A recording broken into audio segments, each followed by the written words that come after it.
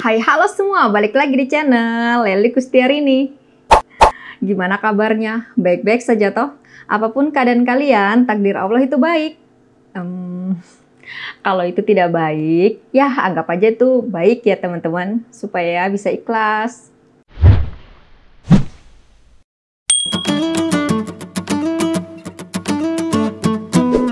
Seperti biasa, ini masih suasana lebaran ya teman-teman. Jadi di atas meja saya ini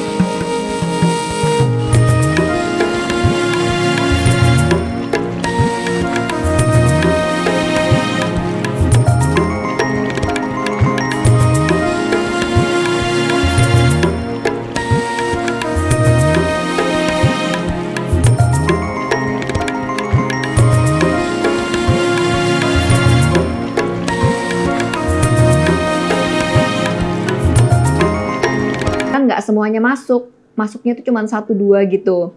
Nah ketika aku balas juga tuh butuh waktu dan kadang tuh gagal-gagal terus kalau aku balas karena ya keterbatasan internet yang sedang melanda di kota aku ini. Katanya sih lagi rusak, kabel di bawah laut, terus lagi diperbaiki gitu. Dari akhir bulan Maret matinya, sampai sekarang belum normal. Dengar-dengar sih awal Juni baru bisa normal. Semoga saja nggak diundur lagi ya. Karena aku untuk ngupload video YouTube tuh juga butuh waktu 3-4 hari baru bisa ke-upload. Nah daripada boring, aku balesin ya. Aku jawab pertanyaan kalian melalui video ini ya. Mudah-mudahan kalian yang DM aku juga bisa nonton video ini. Nih aku bacain yang pertama. Ada pertanyaan dari, aku nggak sebutin ya dari siapa gitu, aku nggak usah sebutin. Dan ini juga aku bacanya nggak semua DM yang masuk ya yang aku baca, hanya yang aku pilih aja. Mbak, kalau kolik itu gimana sih? Dari Kamis sampai sekarang itu perut sakit kayak ditusuk-tusuk. Terus panas, badannya jadi lemes. Pokoknya di bagian perut sampai dubur, kadang juga sakit. Apa kayak gitu ya Mbak? Kalau menurut aku tuh ya, kolik itu sakit hebat. Pokoknya sakit yang bener-bener sakit banget. Datangnya secara tiba-tiba dan secara tiba-tiba juga bisa hilang gitu loh. Apalagi kalau kita habis salah makan, misalkan makanan yang bersantan atau makanan yang mengandung lemak atau makanan yang mengandung kacang-kacang. Pokoknya kalau salah makan ya, itu bisa datang secara tiba-tiba kolik itu. Nah, di bagian mana sakitnya ya? Aku kasih tahu. Sakitnya tuh di bagian perut kanan, bagian atas. Kurang lebih di bagian tulang rusuk atau lebih tepatnya di bagian ulu hati, teman-teman. Nah, di situ sakit banget, berasa kayak ada yang mengganjal, kayak kram. Sakitnya tuh juga menjalar ke punggung, terutama yang bagian kanan ya. Terkadang juga tuh rasa mual juga ada, rasa buang air besar ya. Tapi kalau kita sudah buang air besar itu juga nggak bikin lega sakit itu gitu loh. Terus rasa muntah juga ada. Kadang kita sudah muntahin juga nggak membuat lega. Kadang-kadang kalau kita masuk angin terus kita muntah gitu kan rasanya lega. Tapi kalau kolik yang datang, walaupun kita sudah muntahin, ya isi di dalam perut sampai asem-asem sampai yang warna kuning keluar juga tuh nggak membuat lega. Itu tetap sakit banget kalau yang namanya sakit kolik. Sakitnya tuh luar biasa. Bahkan kita tuh sampai merungkuk. Bahkan sampai kita tuh kayak nggak bisa jalan gitu loh. Rasanya tuh seperti itu. Dan bisa hilang secara tiba-tiba dia. Walaupun sakitnya hebat, tapi dia secara tiba-tiba tuh bisa hilang gitu loh sakit itu. Bisa ringan aja badan kita, terus udah nggak ngerasain sakit. Itu sih yang aku rasain. Kenapa kok bisa sakit seperti itu? Nah, ini aku masih ingat kata-kata dokter yang dulu pernah ngejelasin aku. Jadi ketika kita makan makanan yang mengandung lemak, nah, ketika itu cairan kantong empedu itu, cairan empedu lah ya, cairan empedu itu dia memompa makanan yang mengandung lemak itu, jadi kan dia memompa lebih banyak gitu loh, cairan empedu keluar, gitu kan. Nah, ketika cairan itu dipompa keluar lebih banyak dari yang biasanya, nah makanya batu empedu yang ada di dalam itu dia akan goyah, dia akan apa ya ibaratnya, akan terombang-ambing dan dia juga ingin keluar dari saluran kantong empedu itu bersamaan dengan cairan empedunya. Jadi ketika batu itu batu itu kan agak besar kan daripada saluran kantong empedu kan. Kalau saluran kantong empedu kan cuman kecil kan. Jadi ketika batu itu mau keluar, dia tersumbat, dia nggak bisa keluar. Nah makanya ada yang namanya sakit kolik. Makanya perut kita tuh sakit dari situ. Tapi ketika batu itu sudah minggir, ya alias dia sudah tenang karena kan sudah cairan, ibaratnya cairan kantong empedu itu udah standar lah ya keluarnya. Sebenarnya kan keluarnya tuh kan standar yang lebih bagus kan. Gimana sih, aku tuh bukan dokter jadi aku nggak bisa ngejelasin. Ini aku ngejelasin sepengetahuan aku ya, sepengalaman aku juga ya. Dan pengalaman ini tuh sudah lama banget, jadi aku juga berusaha untuk mengingatnya kembali. Jadi seperti itulah kira-kira teman-teman. Jadi ketika batu itu sudah anteng lagi, dia misalkan sudah minggir dari saluran kantong empedu, dia sudah ke belakang ya, posisinya batu empedu itu sudah di bagian belakang kantong. Kan kalau kantong empedu kalian bisa lah, pasti sudah tahu lah kantong empedu tuh bentuknya kayak gimana. Pasti kalian sudah tahu kan. Nah batu itu tuh dia sudah kembali ke bagian belakang, itu dia sudah aman. Jadi kalian pasti sudah nggak ngerasain sakit lagi. Seperti itu. Oke, berikut kita baca lagi. Halo Mbak, saya nonton YouTube Mbak mengenai batu empedu. Kebetulan suami saya awal tahun ini terdeteksi ada batu empedu. Saya penasaran lihat foto USG-nya. Jelas banget. Bisa di-share USG-nya di mana ya Mbak?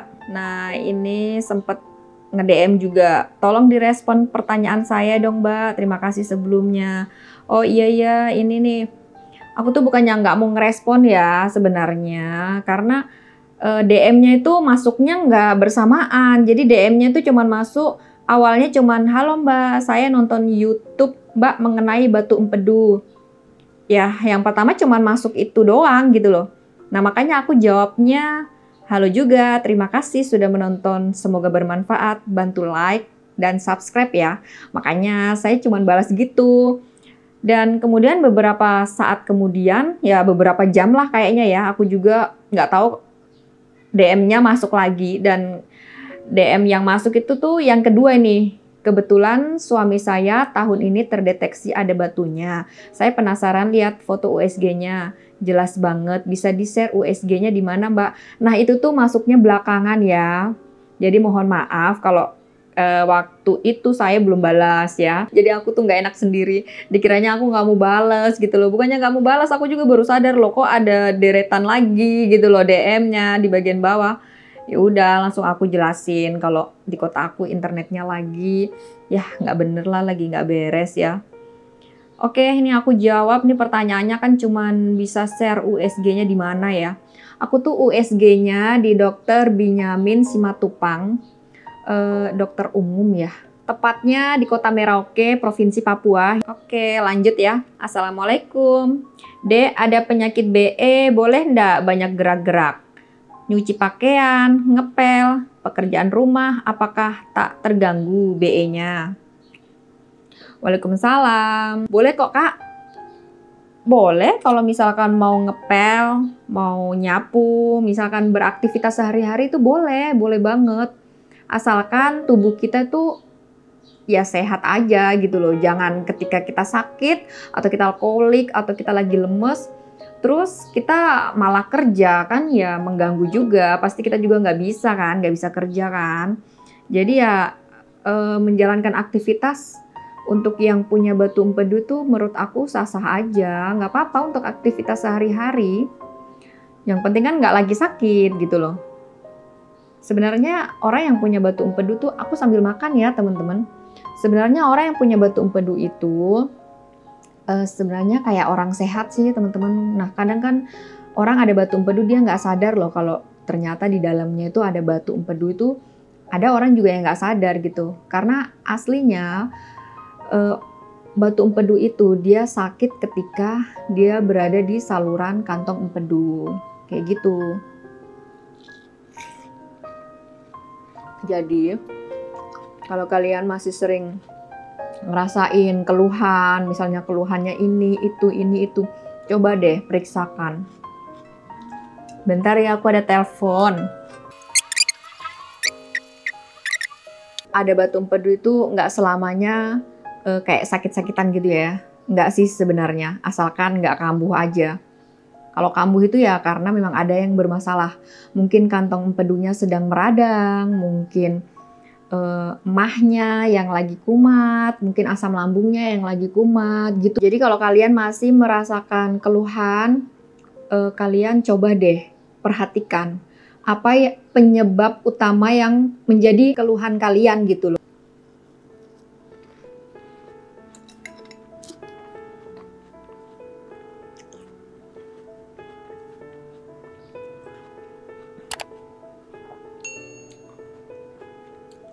Oke, lanjut. Oh ya, sebelumnya aku mau informasikan ke kalian nih. Kalau kalian mau nanya-nanya, bisa kalian tanya-tanya di komentar ya. Kita sharing sama yang lain-lainnya juga bisa sharing kok teman-teman. Kita saling berbagi informasi lah. Jadi kita sharing-sharing ya di kolom komentar. Tapi kita jangan saling menjudge sesama teman-teman gitu loh. Maksudnya saling apa ya, komentarnya saling menjatuhkan atau gimana, itu kasihan teman-teman. Kita nggak tahu mental orang itu kayak gimana ya. Kita nggak tahu orang itu gampang tersinggung apa enggak gitu kan, kasihan. Kita juga yang dapat dosa kalau salah omong, dan kasihan temen yang misalkan gampang tersinggung kayak gitu ya teman-teman. Jadi kita sharing-sharing secara baik-baik lah ya. Mbak, saya mau tanya tentang batu empedu. Suami saya punya batu empedu, cara menghilangkannya tanpa operasi gimana ya Mbak? Cara menghilangkannya tanpa operasi gimana ya Mbak? Aku tuh bingung kadang-kadang kalau ditanya kayak gini, caranya gimana ya? Aku pun bingung caranya kayak gimana ya, caranya kita tuh berusaha gitu loh. Kalau ditanya singkatnya, caranya gimana? Aku bingung ngejelasinnya gimana, sedangkan perjalanan aku untuk sembuh dari batu empedu tanpa operasi itu panjang banget perjalanannya. Segala macam tuh aku cobain teman-teman. Apa yang orang bilang ini itu tuh bagus, misalkan ya testimoninya ini, dia tuh bisa sembuh dari batu empedu karena minum ini, karena nyobain ini. Aku tuh cobain semua gitu loh. Dan mungkin di dia bisa bersih, tetapi di aku tuh belum gitu loh. Jadi kita tuh belum tentu cocok dengan kecocokan yang orang lain coba kayak gitu. Jadi aku sempat sudah mencoba banyak hal ya, banyak yang aku proses gitu loh, banyak hal. Jadi kalau kalian nanyanya gini, misalkan langsung cara menghilangkannya tanpa operasi gimana? Aku jujur bener, aku nggak tahu mau jawabnya gimana. Coba deh ya nonton video aku, terutama video pertama aku. Kalian scroll cari video aku yang paling pertama. Kalian tonton, tonton baik-baik, bila perlu kalian catat, karena memang penonton aku tuh ada yang nyatetin gitu loh. Apa yang pernah aku cobain tuh dia catetin supaya dia nggak bingung kan. Karena memang cerita aku di video itu tuh panjang banget, dan mungkin kalau kalian nggak teliti, kalian nggak sabaran untuk nonton, kalian akan bingung sendiri. Coba deh ditonton ulang-ulang, nggak apa-apa. Ya pelan-pelan, mungkin sambil cuci piring, sambil lipat baju, mungkin sambil ngemil, sambil apa gitu loh, ditonton lah ya teman-teman. Kalau misalkan ada yang nggak mengerti, baru bolehlah nanyain ke aku gitu. Tapi kalau nanyanya langsung intinya kayak gini, ya aku bingung juga ngejawabnya karena panjang banget ceritanya, dan ceritanya sudah aku ceritain juga di video gitu ya. Oke? Ya. Jadi kalau misalkan yang ada yang nggak dimengerti, boleh ditanyain gitu. Oke, semoga lekas sembuh ya kalian semua yang sedang berjuang sembuh tanpa operasi. Apapun itu ya, tanpa operasi dari segala macam. Mudah-mudahan kalian segera sembuh. Oke, lanjut. Berarti kakak sekarang sudah sembuh total ya? Terus semenjak udah sembuh, pola makan kakak masih ngikutin waktu kena BE atau udah bisa makan semuanya gitu? Ya untuk saat ini alhamdulillah saya sudah sembuh, dan kalau nggak salah saya bersih dari batu empedu sekitar tahun 2018 ya, itu saya dinyatakan bersih dari batu empedu. Alhamdulillah saya sudah sembuh. Dan untuk pola makan, sebelum saya sembuh, itu pun saya sudah makan bebas ya. Jadi saya makan bebas itu bukan pas dinyatakan sembuh terus saya makan bebas, itu tidak. Tetapi sebelum sembuh itu pun saya sudah makan bebas. Kenapa begitu? Ya kalian coba nonton video saya, yang video paling pertama ya. Itu saya jelasin. Oke lanjut. Kak, saya boleh minta tolong tulisin cara pengobatannya kakak, please. Soalnya kalau di YouTube tadi saya kurang paham, Kak. Oke, jadi yang kurang paham tuh yang di bagian mana ya, Kak?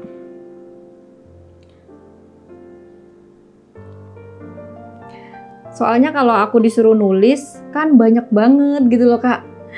Aku bingung, gimana dong cara pengobatannya? Ya, cara pengobatannya ya jaga 3P, terus minum obatnya, terus konsisten. Jadi harus sabar. Jadi proses batu empedu itu nggak semudah menghilangkan sakit kepala ya. Kita minum bodrek aja terus sembuh kalau sakit kepala. Tapi kalau batu empedu itu memang proses dia, karena prosesnya tuh pengikisan gitu. Dia pengikisan, ya jadi lama-lama baru bisa hilang. Kayak gitu ya, teman-teman.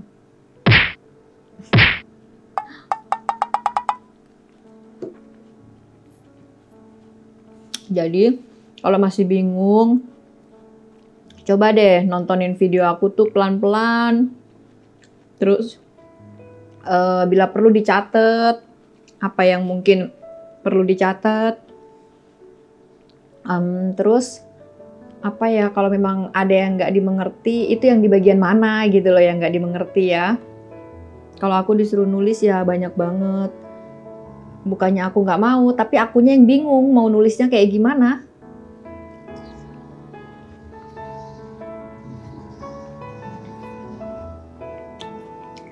Semangka ini manis banget. Tapi hati-hati yang punya darah rendah ya. Jangan makan semangka. Aku aja kalau makan semangka tuh langsung kepalaku sakit. Setiap ditensi pasti rendah langsung. Oh iya, biasanya ada yang sering nanyain juga, kalau orang sakit batu empedu itu apakah keluhannya keliengan, terus lemes, terus pusing ya, terus apalagi ya, muntah. Ya memang gejalanya seperti itu ketika kalian memang lagi sakit gitu. Kalau misalkan kalian sudah ngerasain badannya enak, terus sudah nggak sakit lagi ya, itu belum tentu kalian bersih dari batu empedu ya, kecuali kalian USG, terus lihat memang hasilnya kantong empedunya itu sudah bersih dari batu empedu. Oke, itu bisa dinyatakan kalau kalian bersih dari batu empedu gitu.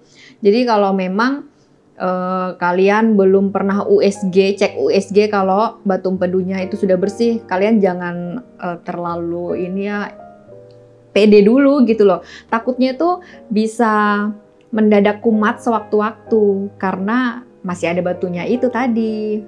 Oh ya, satu informasi lagi. Saya itu USG per 3 bulan ya.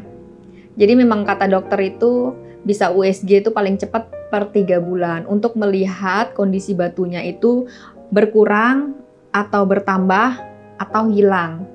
Kayak gitu. Jadi jangan sebulan sekali juga, karena dulu aku sebulan sekali dokter bilang terlalu cepat. Kayak gitu. Jadi 3 bulan sekali udah cukup. 6 bulan sekali juga boleh, setahun sekali juga boleh. Tapi kan masa iya mau minum obat sampai 1 tahun gitu loh. Kalau aku kan per 3 bulan ya mudah-mudahan 3 bulan ke depan udah dinyatakan bersih, jadi aku stop obatnya gitu loh maksudnya. Tapi kalau setahun sekali terus kapan berhenti obatnya? Dan ternyata misalkan di bulan ketiga atau bulan keempat ternyata kita sudah bersih dari batu empedu, kenapa kita harus minum obatnya kan? Nah untuk obat yang saya maksud ini, saya minumnya obat Urdaflax atau Estasor, karena kalau Urdaflax tidak ada, saya ganti dengan Estasor. Begitu, kata dokter nggak masalah gitu. Yang penting jangan telat minum. Ibaratnya 1 hari kita nggak minum, jangan. Jadi harus minum terus ya, teman-teman harus konsisten. Saya prosesnya minum itu kurang lebih 1 tahun. Oke, berikut. Ini terakhir ya. Assalamualaikum kakak, salam kenal. Saya Tika dari Jakarta. Kak, saya juga pejuang batu empedu sejak 2018. Dari cerita pengalaman kakak itu benar-benar saya alami. Yang paling ingin saya tanyakan, gimana caranya kakak meredakan bahkan hilang rasa cemas berlebihan. Saya kalau lagi datang cemas benar-benar takut dan overthinking. Terima kasih sebelumnya ya Kak Leli. Waalaikumsalam warahmatullahi wabarakatuh. Hai Kak Tika yang di Jakarta. Untuk menghilangkan atau meredakan rasa cemas yang berlebihan itu caranya ketika saya waktu itu emang sulit ya ketika NCT itu datang. NCT itu rasa kecemasan yang berlebihan. Jadi rasanya tuh kayak takut mati, terus rasanya deg-degan, jantung berdebar, terus gampang kaget. Orang ngomong kencang aja kita tuh takut gitu. Sendok jatuh di dapur ya, aku denger di kamar itu aja takut. Kayak jantung berdebar-debar, kayak aduh pokoknya nggak tenang. Kepala ini rasanya tuh besar gitu loh, rasanya kayak aduh takut gitu loh. Cara meredakannya ya kita sholat, kita banyakin tarik nafas, keluar pelan-pelan, perlahan, terus coba deh kita ngaji. Supaya hati tuh gimana caranya supaya tenang gitu loh, supaya ikhlas gitu loh. Emang nggak enak banget saya rasanya itu kalau kayak NCT datang tuh emang nggak enak banget. Banyakin istighfar, banyakin ngaji, terus lebih mendekatkan diri sama Allah. Ya seperti itu gitu. Insya Allah lama-lama nanti reda, nanti lama-lama hilang gitu. Percaya deh, apapun yang terjadi itu atas kehendak Allah dan itu yang terbaik ya. Percaya deh.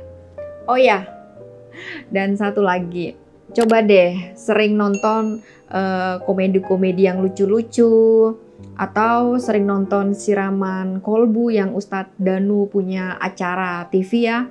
Bisa nonton di YouTube kok, coba deh kalian lihat acaranya Pak Ustadz Danu itu. Karena dulu saya sering nonton itu dan saya tontonnya itu terus. Jadi bagaimana untuk menghilangkan sakit, terus faktor apa yang menyebabkan kita tuh sakit. Banyak banget pelajaran-pelajaran hidup, sifat-sifat yang mesti kita rubah. Banyak banget di situ. Ilmu yang dari Pak Ustadz Danu itu yang aku lakuin tuh banyak banget. Ya. Jadi kalau misalkan aku yang ngejelasin ya kayaknya tuh gimana ya, takutnya kadang orang tuh nggak percaya aja gitu loh apa yang aku omongin. Contohnya ini ya, contohnya. Kalau kata Pak Ustadz Danu, nggak boleh ngomongin orang. Katanya gitu. Jadi itu yang penyebab batu empedu. Jadi kan tapi setelah aku pernah ngejelasin kayak gitu di video aku yang pertama, ada yang komentar gini, aku nggak suka ngomongin orang, tapi kenapa aku ada batu empedu kayak gitu. Dalam batinku gini, pede banget ya, namanya manusia kan pasti pernah lah ya ngomongin orang gitu loh. Kita ngomongin saudara sendiri aja atau kita ngomongin temen, itu kan sudah termasuk ngomongin orang gitu loh. Yang Pak Ustadz Dandu bilang, jadi kita tuh jangan ngomongin keburukan orang atau kejelekan orang. Terus kita nggak boleh melawan sama orang tua. Ya mungkin dulu pernah melawan sama orang tua, ya banyak-banyak minta maaf sama orang tua. Ya, jadi itu juga kunci saya bisa sembuh itu karena ridho dari orang tua juga. Saya setiap hari ya guys, kalau kalian mau tahu, saya setiap hari tuh apalagi habis sholat, saya selalu minta maaf apa yang pernah saya lakukan dari kecil sampai besar. Saya minta maaf. Saya mungkin pernah melawan, pernah bandel. Kayak gitu saya minta maaf ya guys. Itu salah satu kunci juga untuk kesembuhan. Oke, lanjut. Minal aidin wal faidin ya Kak. Terima kasih motivasinya. Saya lebih semangat semenjak dengar cerita Kakak bisa sembuh tanpa operasi. Setelah USG full abdomen, saya cuma terapi pijit, jus apel dan minum rebusan serai dan madu. Belum pernah minum obat pemecah batu empedu dan belum USG lagi karena takut. Minal aidin wal faidin juga ya Kak. Menurut saya apapun terapinya, aku saranin sih per 3 bulan coba deh USG supaya kita tahu perkembangan batu empedunya tuh kayak gimana, dia berkurang atau bertambah atau sama aja atau gimana. Jadi kalau misalkan dia berkurang, lanjutin terapi yang sudah dilakukan. Tapi kalau misalkan dia bertambah, berarti terapinya masih kurang tepat atau bisa coba terapi yang lainnya gitu. Jadi jangan takut ya Kak. Jadi coba deh USG, lihat perkembangannya gimana.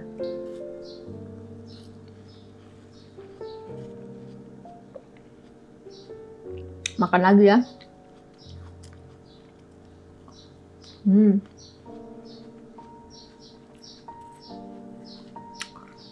Dulu ya, buah-buahan ini bagaikan surga kuliner buat aku. Aku tuh yang namanya bakso, opor, pokoknya makanan-makanan jahat kayak gitu tuh aku nggak pernah sentuh. Dan aku lebih memilih buah-buahan. Pokoknya kalau bertamu atau ada acara atau apapun itu yang aku cari hanya buah-buahan. Kayak pisang, itu kan murah dan bagus juga loh.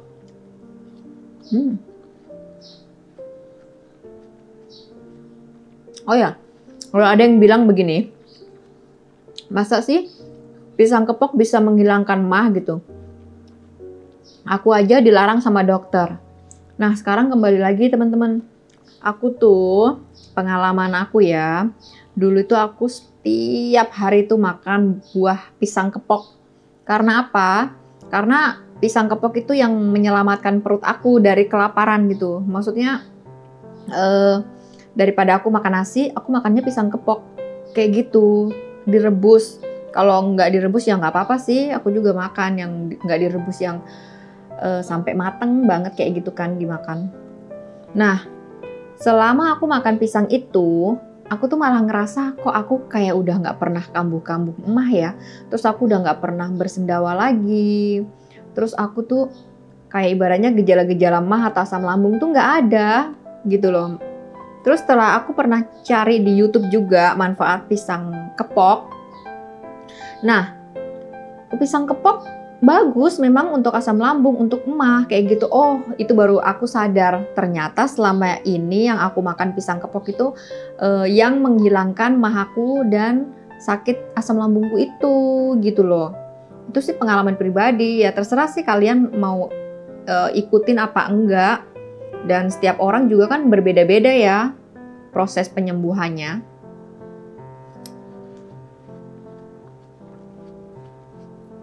Jadi yang saya lakuin cocok di tubuh saya, belum tentu cocok di tubuh kalian.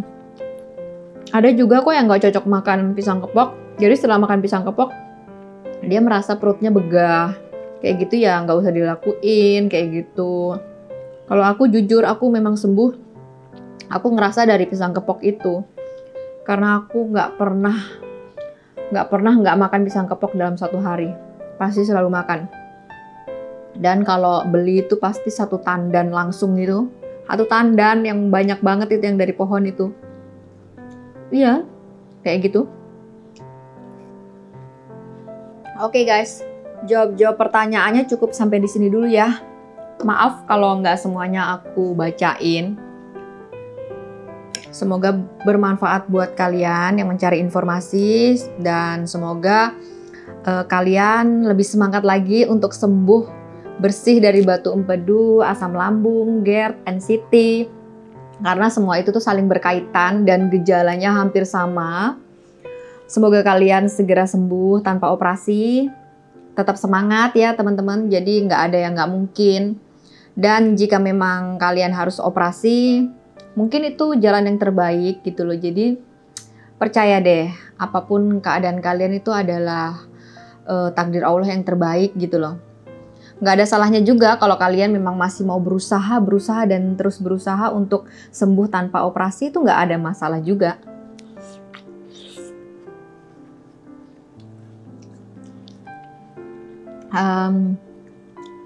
Sebenarnya ada orang yang hidup bareng batu empedu sampai tua juga ada, asalkan bisa menjaga pola makan yang benar.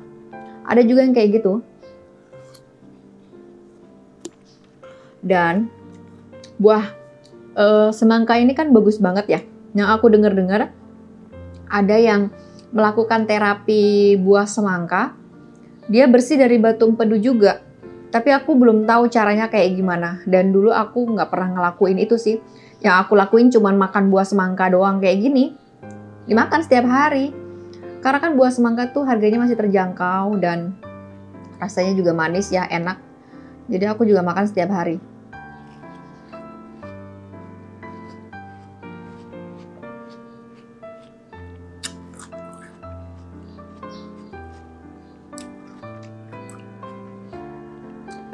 Dan buah yang wajib banget dan memang bener-bener banget yang wajib ya, nggak boleh ditinggalkan itu adalah buah apel.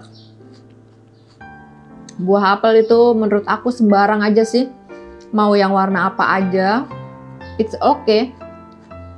Kalau aku lihat di YouTube, lihat testimoni orang ya, katanya apel itu bagus yang warna hijau. Ya kan, bagus untuk batu empedu kan, untuk menghilangkan batu empedu. Itu yang warna hijau. Nah, tapi yang saya lakukan, saya makannya itu yang apel merek Fuji, karena Fuji itu manis, yang menurut aku suka gitu loh. Tapi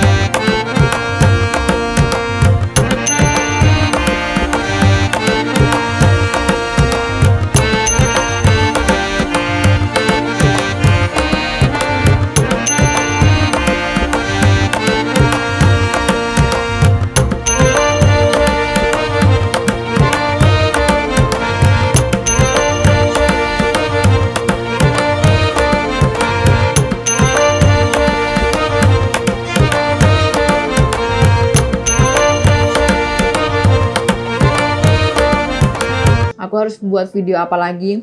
Komen dong kalian suka video aku tuh yang aku ngapain?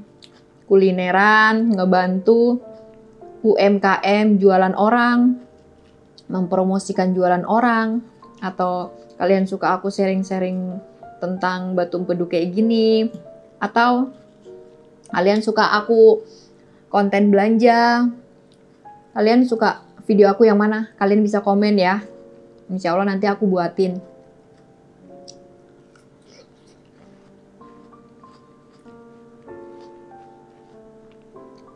Karena aku udah mulai boring nih. Boring dengan konten. Hanya kalian yang bisa membuat aku semangat.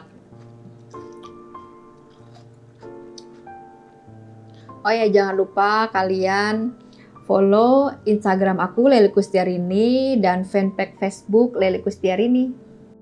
Semoga kalian selalu sehat, bahagia, dan umur panjang ya. Akhir kata, bye!